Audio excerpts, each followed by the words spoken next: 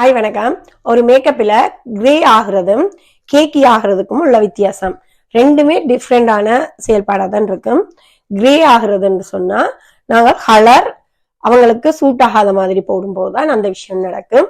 கேக்கி என்றது நாங்கள் அந்த ஸ்கின்னுக்கு ஏற்ற ஒரு ஃபவுண்டேஷனை போடல, நாங்க போட்ட ஃபவுண்டேஷன் ஸ்டெப் பிழையா இருக்கும் பட்சத்துல அது ஒரு தடிப்பான விதத்திலேயோ அல்லது மூவிங் ஆகிற விதத்திலேயோ அது கேக்கி ஆகிற மாதிரி இருக்கும்.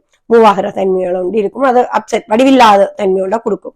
கிரே ஆகுறதும் அந்த மேக்கப்ல வடிவில்லாத தன்மையை தான் உங்களுக்கு கொடுக்க போகுது. அவங்ககிட்ட கலருக்கு செட் ஆகாம இருக்கும் போது அது ஒரு டிஃப்ரெண்டான கலருக்குள்ள போயிடும். இது எப்படி ஆகுதுன்றத பார்ப்போம். முதலாவது கிரே ஆகிறதுக்கு சொல்ல போறேன், அடுத்த வீடியோவில தான் மெட்டதுக்கு சொல்லுவேன். கிரே ஆகிறதுக்குரிய காரணம், இப்ப நான் எந்த கலரை விட ஒரு கலர் கூட போடுவேனா இருந்தா அது கிரே ஆகாது. எந்த கலரை விட ஒரு டபுள் கலர் அதிகமானதை போடுவேனா இருந்தா அது கிரே ஆகும்.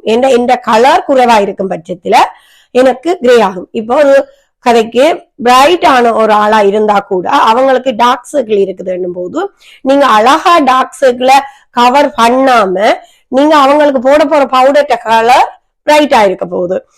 அவங்களுக்கு கண்ணை சுத்தி கருவளியம் இருக்கும் போது நீங்க முகம் ஃபுல்லா போடுற கலர் பிரைட்டா இருக்கும் பட்சத்துல அந்த டார்க்னஸுக்கு அடுத்ததா வர போற கலர்ஸ் கொஞ்சம் இதான கலர்ஸா வந்துதான் உங்களுக்கு பிரைட் வரணும்.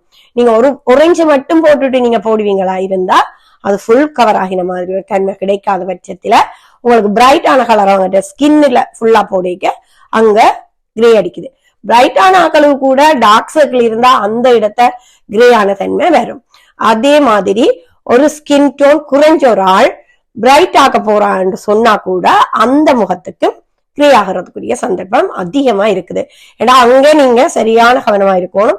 ஸ்கின் ஃபுல்லாவே அவங்ககிட்ட கலரை நீங்க மாத்த போறீங்கன்னும் போது, நீங்க ஒரு பிரைட்டான கலருக்கு போறீங்கன்னும் போது அங்க நீங்க அவங்ககிட்ட கலர் உள்ளுக்குள்ள கலரை மறைச்ச விதம் சரியா இருந்தா மட்டும்தான் நாங்க பிரைட்டா போற பவுடர் சப்போர்ட் பண்ணும்.